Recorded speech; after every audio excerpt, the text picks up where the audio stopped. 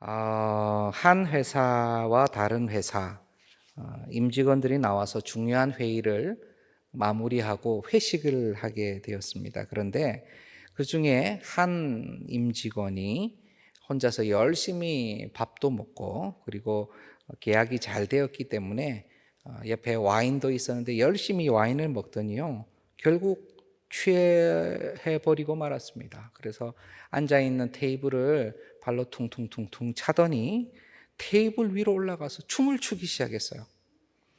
그래서 모두 웃었지만 그 회사 사장님은 심기가 너무 불편했습니다.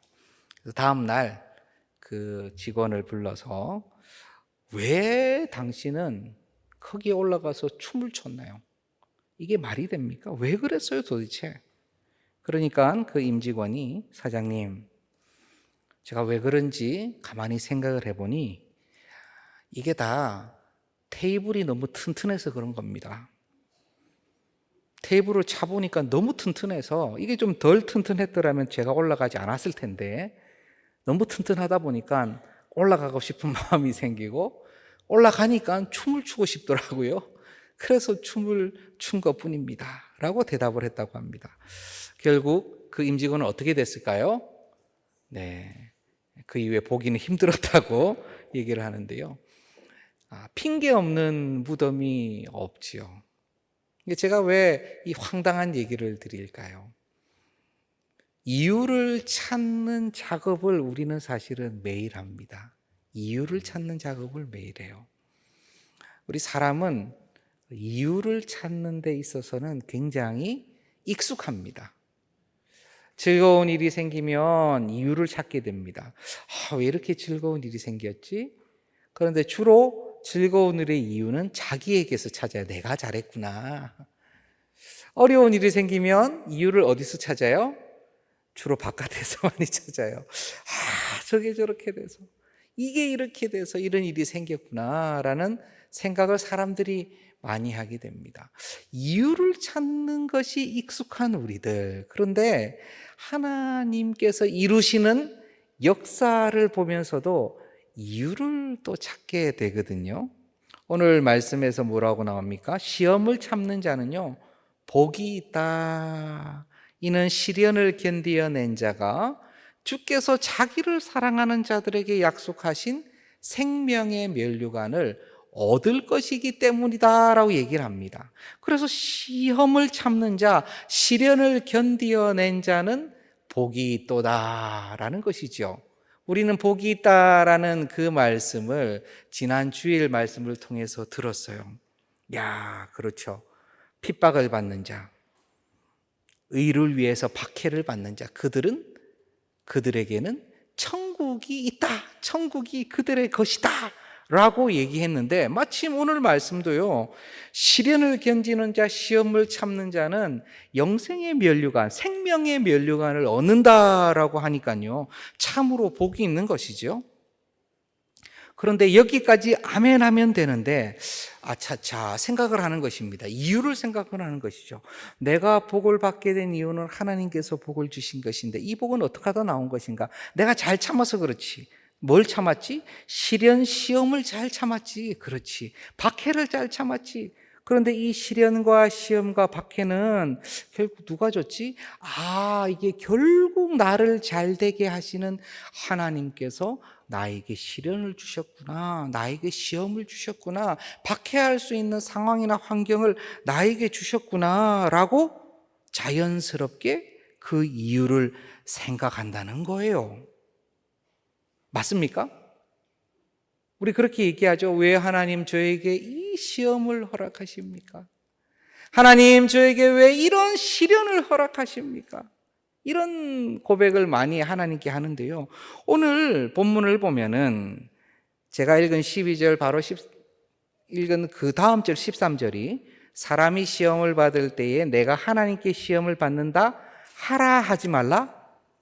하지 말라. 하지 말라. 하나님께로부터 시험을 받는다고 하지 말랍니다. 그렇게 생각하면 안 된다고 얘기해요. 그렇게 말하면 안 된다고 가르칩니다. 아니, 우리는 편하게 그렇게 얘기도 하는데 왜 안 된다고 이야기하지? 분명 시험을 잘 참고 시련을 잘 견뎌냈을 때 하나님께서 영생의 면류관을 주셨는데 시험이나 시련을 하나님이 주셨다고 얘기하면 안 된다고? Yes, 안 됩니다. 왜 안 된다고 말할까요? 먼저는요, 사실이 아니기 때문에 그래요. 전도서 7장 29절을 제가 한번 읽어보겠습니다. 내가 깨달은 것은 오직 이것이라 곧 하나님은 사람을 정직하게 지으셨으나 사람이 많은 꾀들을 낸 것이라. 아멘. 전도자가요, 가만히 그의 궁극의 지혜로 생각을 해보니까 하나님께서 사람을 어떻게 지으셨다고요? 정직하게 지으셨어요. 하나님은 처음 창조하실 때 자신의 생기를 불어넣어 주셔서 사람을 생명으로 만들어 주셨어요. 그는 놀라운 지혜와 능력으로 피조물들에게 이름을 부여할 수 있는 능력을 받게 됐습니다. 그는 선악을 구분할 수 있을 정도의 하나님의 말씀을 듣고 나면 순종할 수 있는 능력, 또 순종하지 않을 능력까지, 그 놀라운 자유까지 하나님께서 다 주셨어요. 그런데 그 사람이 무엇을 냈습니까? 꾀들을 내었습니다. 시험은 무엇으로 당합니까? 바로 이 죄로 말미암아, 이 꾀들로 말미암는 죄의 결과로 말미암아 생긴 거예요. 누가 원인인가요? 사람이 원인이에요. 뭐가 직접적 원인입니까? 죄가 직접적 원인입니다. 만약 죄가 아니라면 우리는 시험을 받을 필요가 없어요. 죄가 아니라면요, 우리가 하는 모든 것들은 주님께서 받으시기에 합당한 하나님께서 원하시는 그러한 생각과 행동이 될 것입니다.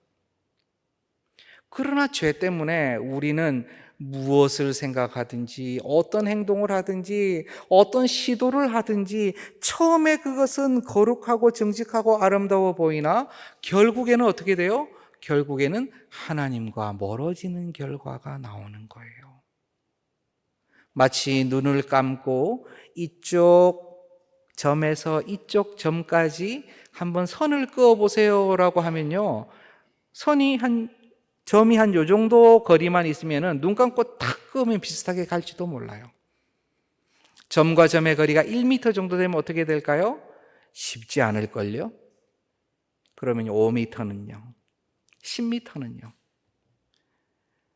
우리가 우리의 힘으로 정직하고 아름답고 하나님께서 받으실 만한 행위와 생각으로 살아간다는 것은요, 이 점과 점의 거리가 한 10만 킬로미터 정도 된다고 생각하시면 돼요. 그 점과 점을 내가 한번 눈을 감고 쭉 이어보는 거예요. 가능할까요? 우연이라도 가능하지 않을 것 같아요. 10만 킬로미터를 일단 우리가 가지를 못해요. 불가능합니다. 결국 시험은 누구 때문에요? 나 때문이에요. 아담 때문이잖아요. 맞아요. 아담 때문인데 대표의 원리에 의해서 나 때문이에요. 우리가 그의 허리에 있었다고 성경은 얘기해요. 억울합니다. 억울하죠. 그래도 어쩔 수가 없어요. 성경이 진리를 선포했어요. 가령 예를 들어서 내가 만약 아담의 자리에 가 있다고 생각해 보세요. 그럴 리는 없어요. 그렇지만 그냥 한번 가정을 해서 그렇게 생각을 해본다고 해봤을 때 우리는 어땠을 것 같아요? 멋들어지게 뱀에게 어퍼컷 한 방을 땅 달리고 이길 수 있었을 것 같아요? 예, 우리 역시 하나님 앞에서 무릎을 꿇을 수밖에 없어요. 주님, 제가 죄인입니다. 그래서 오늘 본문 14절 15절에는 이렇게 나옵니다. 제가 볼게요. 오직 각 사람이 시험을 받는 것은 자기 욕심에 끌려 미혹됨이니 욕심이 잉태한 즉 죄를 낳고 죄가 장성한 즉 사망을 낳느니라. 각 사람이 시험을 받는 건요, 자기 욕심에 끌려 미혹됨이에요. 아니요, 저는 잘못한 것이 하나도 없어요. 사실 이 시험은 저 사람이 잘못해서 생긴 거예요. 그게 맞을 수 있어요. 그러나 그 사람도 사람이고 이 사람도 사람이에요. 주님 보시기에는. 아담도 사람이고 아담이 죄를 지었을 때 내가 그 안에 있었고요.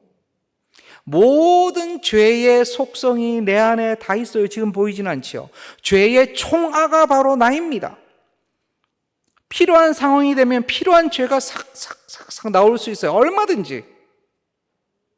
하나님 없이는 그렇다는 거예요. 성령 없이는요, 우리 이 자연인이라고 얘기하거든요. 이 자연인은요, 말 그대로 무한한 죄의 에너지를 속에 가지고 있어요. 무한한 죄의 에너지를.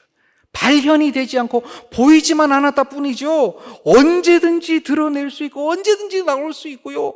부지불식간에 발현될 수 있는 능력의 총화가, 죄의 총화가 내 안에 있다니까요.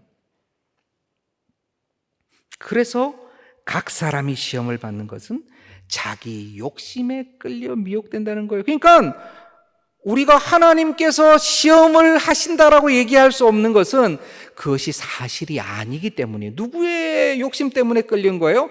내 욕심이에요. 뇌죄 때문이에요. 하나님께서는 시험의 조성자가 아니시라는 겁니다. 두 번째는 우리가 하나님을 다 이해할 수 없다는 거예요. 물론 더 큰 차원에서 하나님의 섭리적인 허락이 있어야 되는 것 아닙니까? 라는 질문은요, 매우 좋은 질문이에요. 마치 욥기에서 사단이 옆에서 허락을 얻어 시험을 하는 것처럼 지금 이 시련과 시험이 내 죄로 말미암지만 하나님께서 그러한 것들을 그래도 묵시적으로, 묵계적으로 허락을 하셔서 그런 거 아닙니까? 맞습니다. 어디서 그렇게 좋은 신학적 소양을 배우셨는지 굉장히 맞는 말씀이에요. 더 큰 차원에서의 하나님의 허락적인 부분, 그러한 부분들이 분명히 있어요. 그런데 그것은 하나님께서 주도적으로 원하셔서 이루어 놓으신 게 아닙니다. 이러한 고백이 중요해요. 그러면 하나님께서 주도적으로 하신 것은 책임을 지시고 주도적으로 하신 것이 아닌 것은 책임을 안 지십니까? 라고 물어보신다면 잘 말씀하셨습니다. 성경이 딱 거기까지를 얘기합니다. 성경이 딱 거기까지를 얘기해요. 여기서 우리가 더 생각을 할 수 있나요? 더 생각을 할 수 있습니다. 그러나 성경은 거기서 멈추라고 얘기합니다.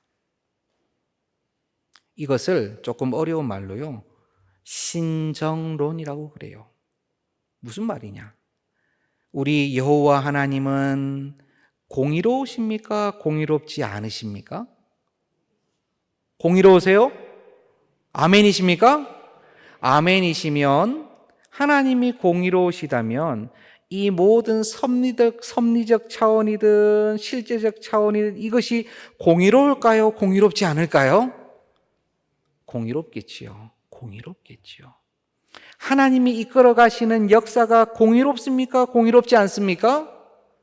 공의로워. 이것이 우리의 고백이라는 것입니다. 하나님은 정의롭고 공의롭다라는 거예요. 그러면 내 개인을 이끌어 가시는 하나님은 공의롭습니까? 공의롭지 않으십니까? 공의로워요? 이렇게 시련을 많이 주시는데? 이렇게 시험이 많은데? 나만 억울한 경우가 너무 많은데 다시 여쭤볼게요. 하나님은 공의로우세요? 공의롭지 않으세요? 아멘, 아멘. 그 고백이에요. 아니, 분명히 억울한데 왜 자꾸 공의롭다 그러면 아멘 해야 될 것 같은 생각이 들지? 왜냐면 그게 진리이기 때문에 그래요. 이것은 무슨 고백이냐면, 하나님을 우리가 다 이해할 수 있다면 나는 하나님이에요. 전능하신 신이신, 만왕의 왕이신, 아니 왕이 아니죠, 하나님이시죠. 일반 개인 왕이 아니시죠. 우주의 왕이시고 전지전능하신 하나님을 내가 만약 이해할 수 있다면 나도 전지전능한 거예요. 그런 교만이 어디 있습니까? 그런 교만이 어디 있어요, 세상에. 저는 하나님 앞에서요, 하나님께서 섭리적으로 저 시험을 잠시 저기 두는 것에 대한 이 모든 것들을 이해할 수 없지만 하나님은 공의로우십니다. 하나님은 나를 사랑하시사 결국 공의롭게 이끌어 가십니다라는 고백을 할 뿐이에요. 다 이해하는 것이 아니라. 목사님, 그러면 하나님을 이해하고 예수님의 마음을 이해하는 것을 다 내려놓고 포기하는 것입니까? 아니에요. 왜 그렇게 자꾸 극단적으로 가세요? 아니에요. 우리는요, 충분히 이해할 만큼 성경에서 우리에게 가르쳐 주십니다. 우리 주님께서는 우리를 가르쳐 주시고 이해해 주시기 위해서 충분히 이 하나님의 말씀을 통해서 우리의 언어로, 우리가 이해할 수 있는 정도의 논리로, 우리가 받아들일 수 있는 스토리로 우리에게 허락하셨어요. 이것은 놀라운 것입니다. 마치 우리가요, 1살 된 아기의 언어로 그들의 세계 가운데 들어가서 그들의 삐빠빠 아빠 마마 하는 그러한 언어를 가지고 그들을 설득하고 있다는 생각을 해보세요. 내가 얼마나 유치해질지도 한번 생각해 보세요. 우리 하나님께서는 우리에게 말씀하시기 위하여 얼마나 낮아지셔야 하는지도 같이 생각해 보세요. 하나님의 말씀은 그렇게 우리에게 주신 것입니다. 그러니 일단 저는 하나님을 다 이해할 수 없습니다. 하나님의 의도를 다 알 수 없습니다. 하나님의 이끌어 가시는 그 신비를 다 알 수 없습니다. 기쁜 날을 주시면 감사하고, 슬프고 괴로운 일이 있으면 어떻게 해요? 돌아보게 되지요. 그렇게 하라고 그랬잖아요. 맞죠? 전도서에서. 공동체 성경읽기, 지난 공동체 성경읽기 전도서에서 기쁜 일이 생기면 감사하고, 힘들고 어려운 일이 생기면 안 감사하고가 아니라 돌아보고 생각하고, 옛날 개역 한글판에는 생각하고,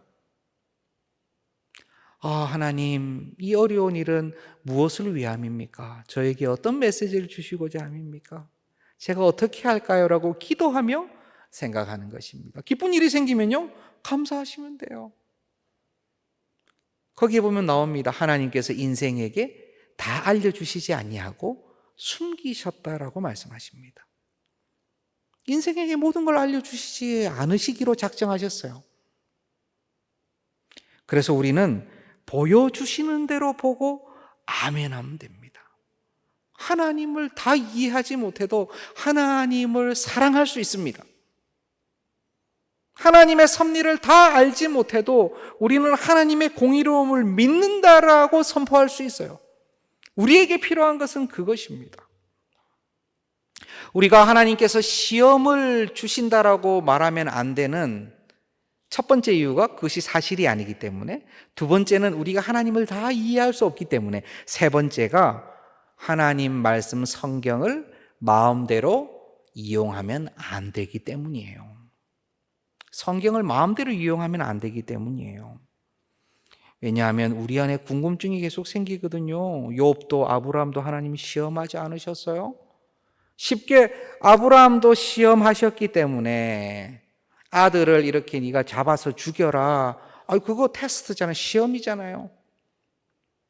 그래서 우리도 시험한다 라고 얘기한다면 저는 무엇이라 말씀드릴 거냐면, 죄송합니다, 우리는 아브라함이 아닙니다.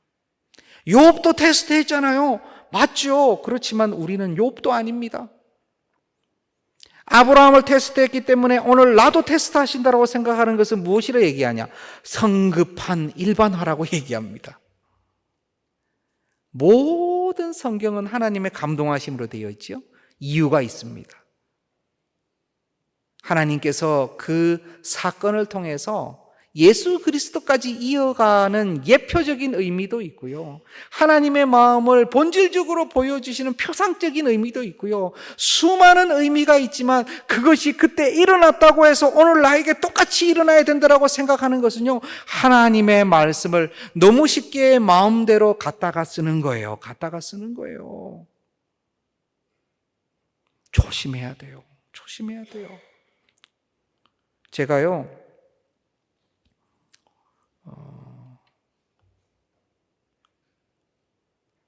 영화 중에서 해방이라는 영화를 봤어요. 해방.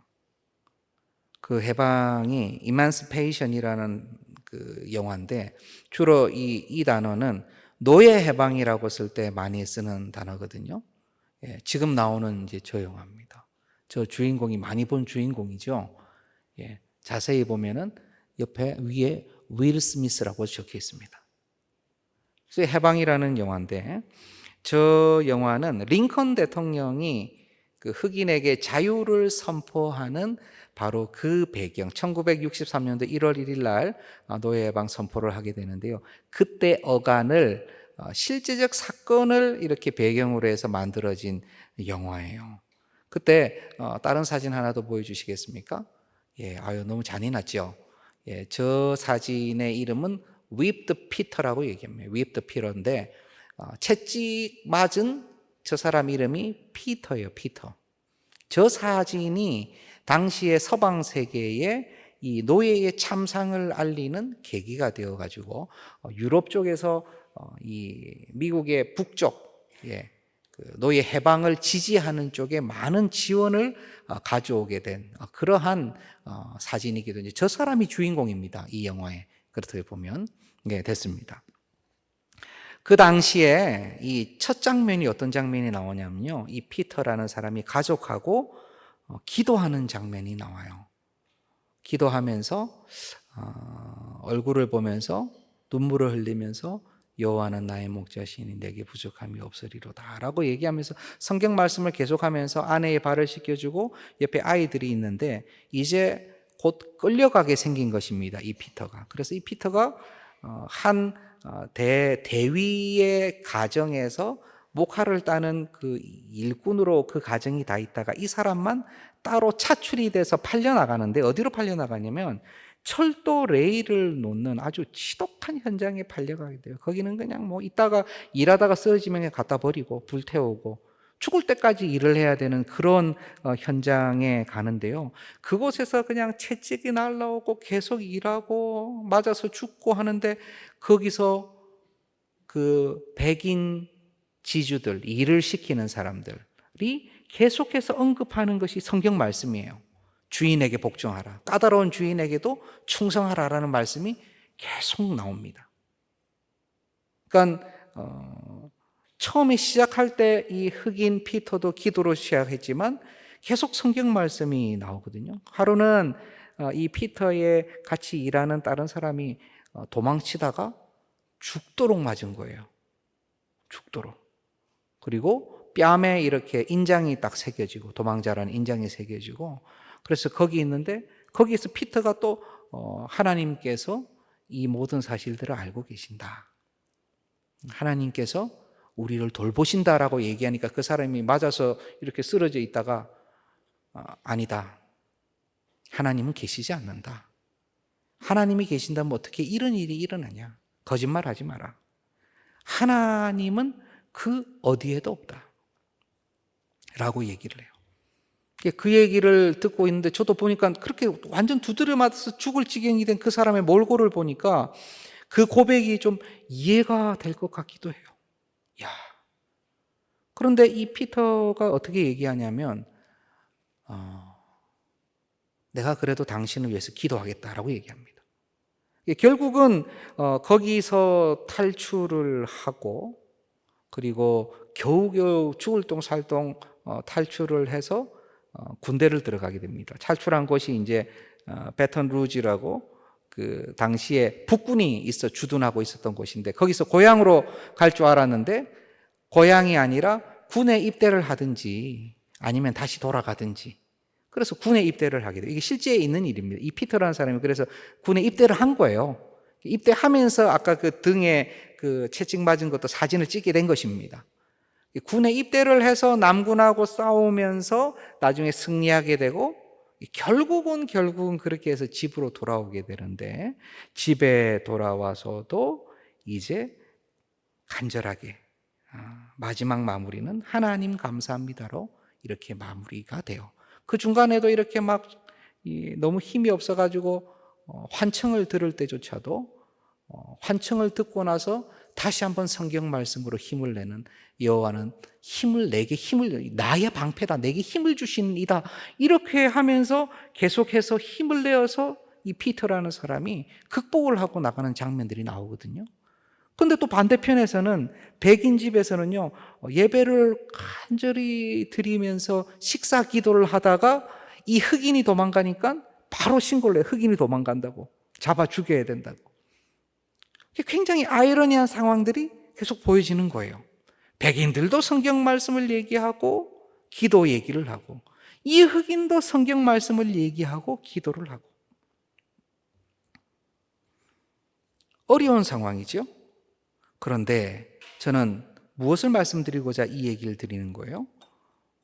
백인들은, 그 당시의 백인들이죠, 노예 제도를 찬성하고, 그리고 그 노예를 채찍으로 때리고 그러다가 죽으면 그냥 버려도 된다라고 생각하는 그 사람들이 인용하는 충성에 대한 그 성경은요, 마음대로 갖다 쓴 거예요. 성경 말씀을 그냥 마음대로 갖다 쓴 거예요. 본인이 원하는 대로. 식사 기도를 하며 일용할 양식을 위해서 기도하지만 흑인들이 굶고 있는 그 부분에 대해서는 전혀 신경을 쓰지 않는 것은요, 기도를 그냥 갖다 쓴 거예요. 그런데 이 피터가 이렇게 너무 영웅적으로 그려지긴 하였지만 그가 고백한 것은 무엇인지 아세요? 그것은요,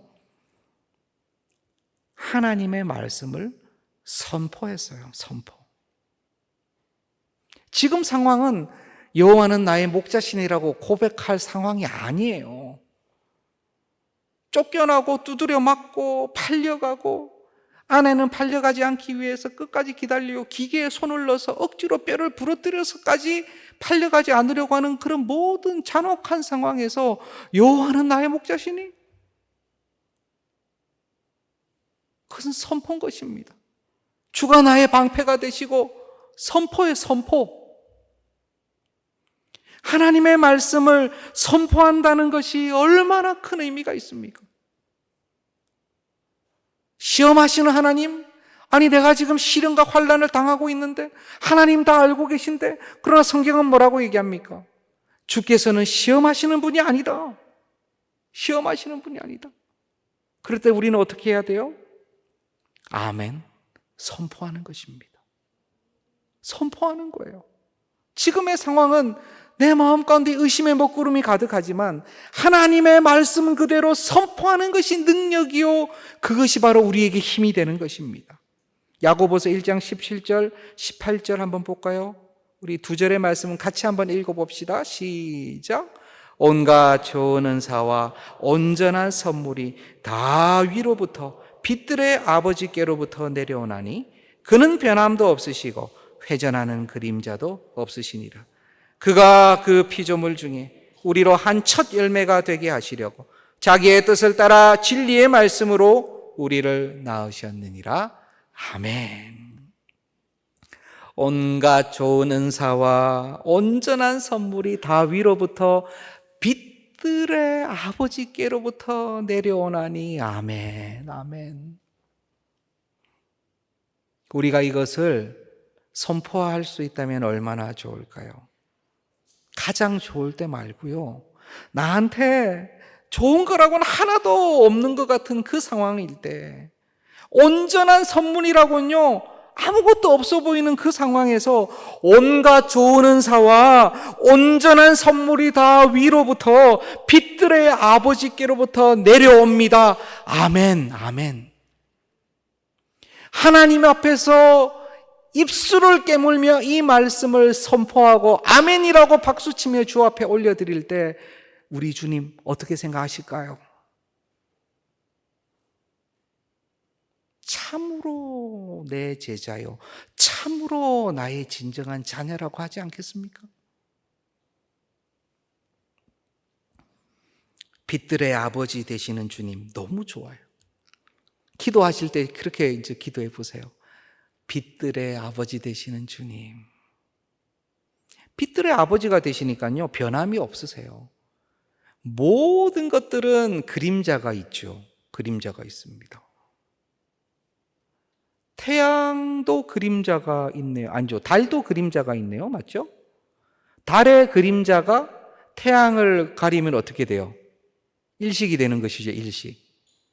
그 엄청난 달의 그림자를, 달이 그를 가리는 것을 우리는 보게 되는 것입니다. 달이 태양을 가리는 것을 보게 된다는 것은요, 그 뒤에 공간이 있다는 것이죠. 공간이 있다는 것은 그림자가 있다는 거예요. 그런데 빛들의 아버지인 하나님은요, 빛이시기 때문에, 완전한 빛이시기 때문에 그림자가, 회전하는 그림자가 없어요. 태양빛에 그림자가 비춰질 이유가 없어요. 돌아가면서 그 그림자가 회전하지 않습니다. 그림자 자체가 없으신 거예요. 그러한 분이 우리 아버지, 우리 하나님이라고 말씀하고 있는 것입니다. 그 피조물 중에 우리로 한 첫 열매가 되게 하시려고 진리의 말씀으로 나를 낳으셨다는 것입니다. 우리는 지금 다시 태어났는데, 어머니의 태에서부터 한번 태어났지만 우리는 중생이죠. 다시 한번 태어나죠. 무엇으로 태어났습니까? 진리의 말씀으로 우리가 다시 태어난 거예요. 복음으로 말미암아 다시 태어난 것입니다. 이것을 우리가 아멘, 내 입술로 선포하는 것, 이것이요, 너무너무 귀한 거예요. 세상은요, 선포를 중요하게 여기지 않아요. 그것은 마치 자기 세뇌라고 생각을 해요. 세상은 선포하는 것보다는요, 결과로 보여달라고 그래요. 세상은 선포하는 것보다는요, 오히려 과정을 보여달라고 그래요. 좋은 거 아닙니까? 과정과 결과. 선포하는 것은 오직 말만 있는 것 같잖아요. 말만 있는 것 같죠. 아무것도 없이, 결과도 없이.